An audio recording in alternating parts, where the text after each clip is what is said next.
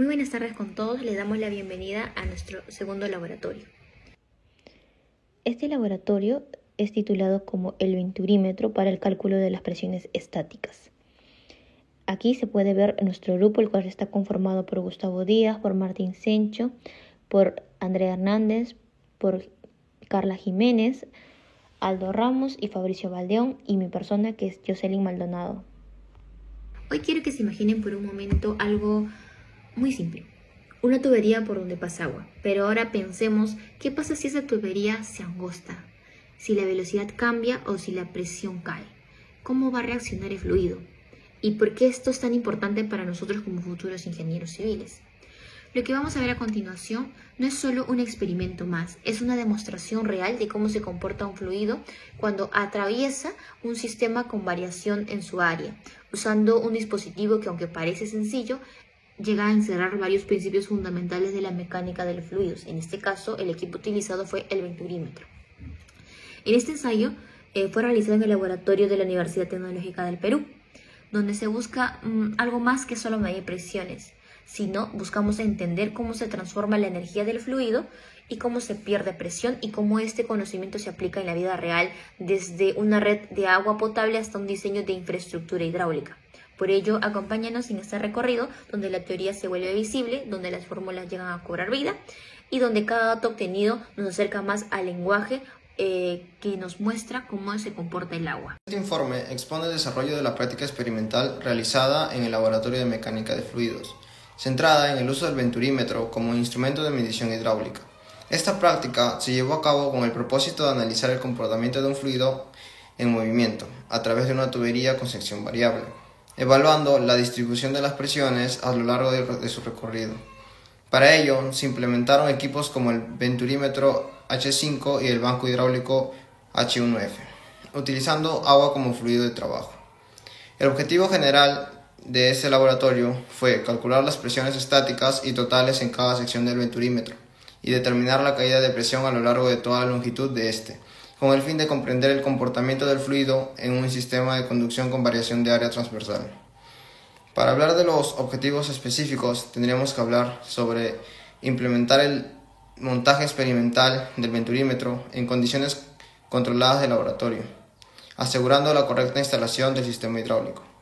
Asimismo, podemos hablar de medir las presiones estáticas en los puntos claves del venturímetro, entrada, garganta y salida, utilizando dispositivos adecuados para así poder determinar la caída de presión total en el venturímetro y analizar su distribución a lo largo del conducto en función del flujo del fluido.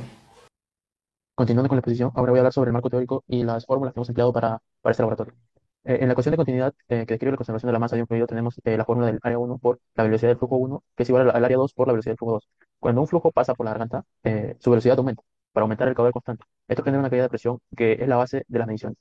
En la ecuación de Bernoulli, la relación presión, velocidad y altura, como lo dice en esta fórmula, la presión, que sería más un medio de la densidad por la velocidad cuadrada, más la densidad por la gravedad por la altura, que sería igual a la constante. Cuando esta ecuación es constante es donde entra la ecuación de Bernoulli.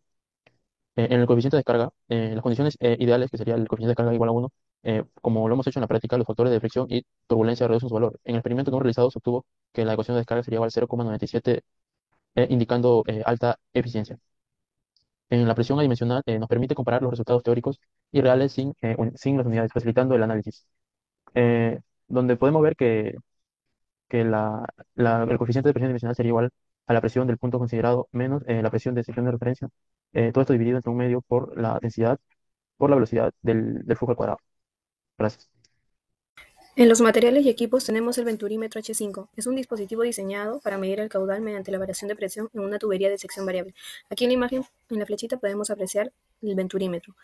El banco hidráulico H1F es la unidad de soporte que suministra el flujo de agua necesario para el funcionamiento del sistema. Aquí en la flechita también podemos apreciar. También tenemos las mangueras flexibles que son utilizadas para conectar el sistema al circuito hidráulico de entrada y de salida. Acá en la imagen podemos apreciar las mangueras. Como fluido utilizamos el agua y los manómetros piezométricos, que son instrumentos conectados a distintas secciones del venturímetro, empleados para medir la altura de presión en forma de columna de agua. Aquí podemos apreciar los manómetros. Bueno, continuamos explicando el procedimiento. Se instaló el venturímetro H5 sobre la parte superior de la banca hidráulica.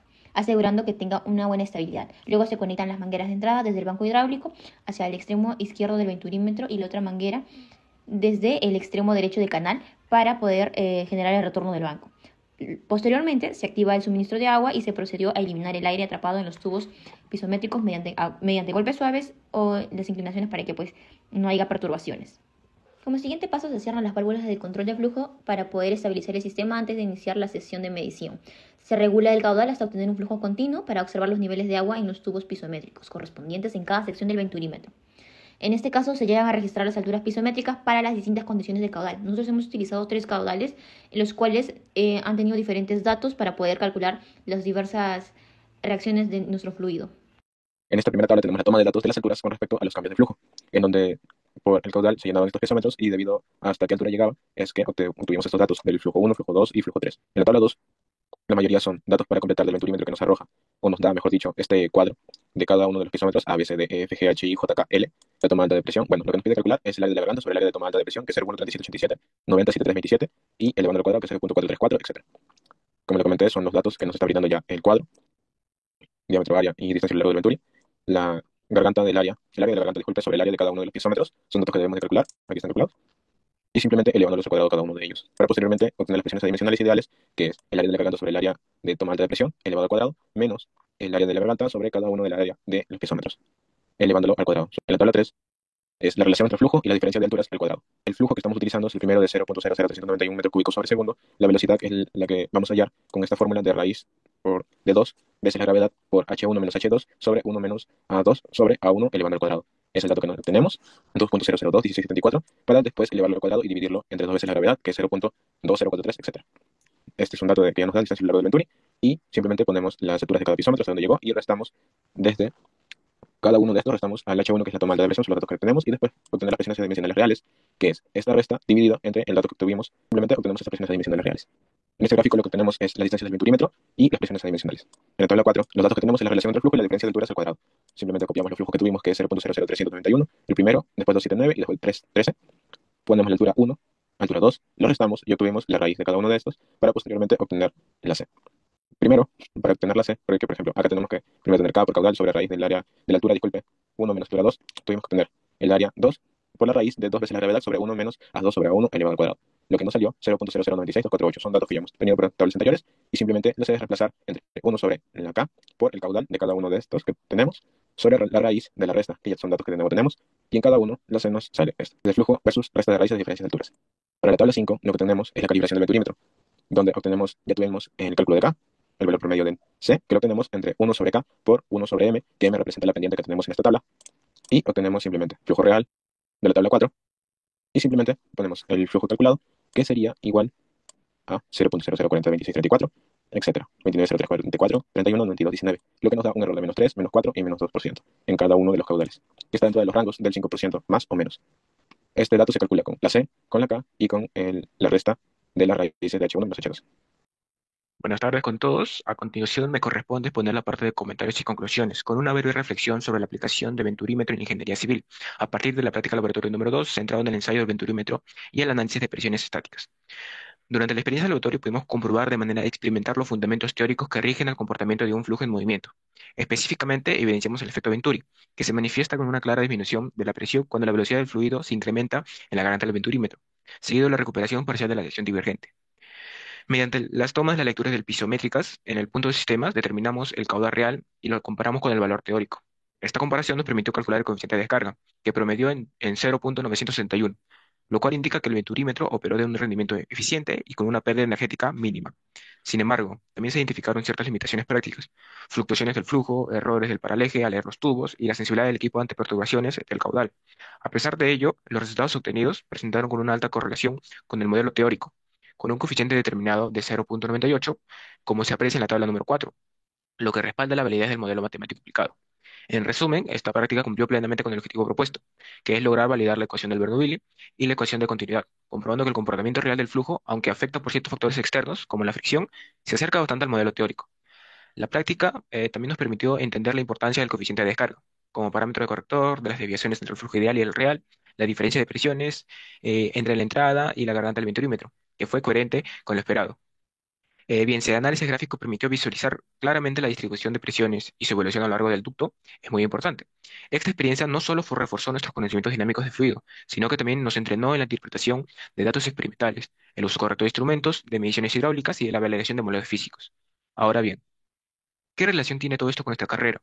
Bueno, en ingeniería civil, el venturímetro tiene una aplicación directa a sistemas hidráulicos, particularmente la medición del caudal de tuberías de abastecimiento urbano, redes de riego, tecnificado, extensión de bombero y las plantas de tratamiento de agua. Su diseño simple, sin partes móviles, lo convierte en un dispositivo confiable, económico y duradero para proyectos en los que se requiere medir con precisión sin afectar el flujo. No obstante, para la aplicación de gran escala, como las redes de distribución de ciudades, es necesario escalar el diseño y ajustar el coeficiente de descarga, considerando la rigurosidad interna de ductos y la pérdida de cargas mayores. Este tipo de diseño nos permitió comprender cómo las pérdidas de energía en sistemas reales pueden influir en el diseño de estaciones de bombeo o en el consumo energético de redes de distribución, lo cual es vital para lograr que la ingeniería sea más sostenible y eficiente. Finalmente, como parte del equipo de trabajo, propusimos algunas mejoras para las futuras prácticas. Incorporar sensores digitales para minimizar errores humanos, automatizar los datos para así poder registrar en tiempo real las variaciones de presión, utilizar simuladores hidráulicos como el PANEP para constatar los resultados reales con modelos de computacionales, desarrollando una formación más integral. Bueno, concluyo mi participación destacando que la práctica no solo nos ayudó a aficionar el conocimiento teórico, sino que también nos prepara para afrontar desafíos reales en el campo de la ingeniería civil. Gracias.